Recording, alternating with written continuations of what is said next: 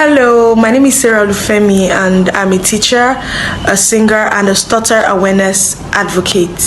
So you're going to pardon me, I'm going to be reading from a book. I've written down everything I'm supposed to say because I had to take a break from work right now to make this video. So I had to write all my thoughts down so that I can put them together while making this video. So I can't really remember when it first dawned on me that I stutter, but I know that I wasn't born with it. I acquired it early in life when I went through a rough patch, or let's say rough transition. When I was really very young, that's when I started to stutter. So at first I wasn't really totally bothered. I didn't even know what it was at the time. I just know that people laughed at me when I talked, and I know that I repeated words or I got stuck on words. Do you understand? So I wasn't even really bothered about it at the time because I had a lot of other things on my mind. I had a lot of other things that were, enough bother for me at the time. But I remember that I wasn't always happy, when my classmates or people generally laughed at me. I came out from where I was at the time, rough transition I went through that made me acquire stuttering.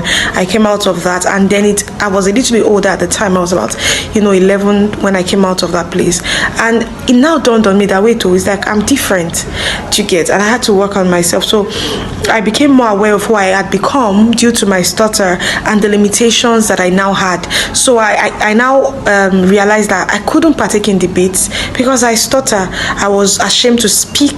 I couldn't talk. Even it was so bad that in the class when our teacher calls us out one after the other to give our presentations orally, I couldn't. At times my mates would laugh at me. I even had a teacher talk down at me because of my stutter. Okay, let's pause there. I know you might be wondering, but she's been talking since. I've not really noticed any stutter. That's because I'm out of there. I'm working on myself. I still stutter once in a while, or maybe when I'm nervous, or but I've worked on myself. And if you're watching this and you stutter as well, trust me, you can as well.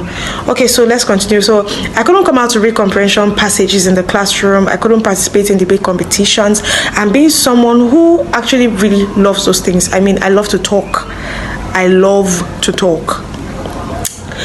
I wasn't really happy, but luckily as I grew up, I began to face my fears. But it didn't really help that even when I summoned courage to take a presentation or do something orally, the stutter will still want to mess it all up.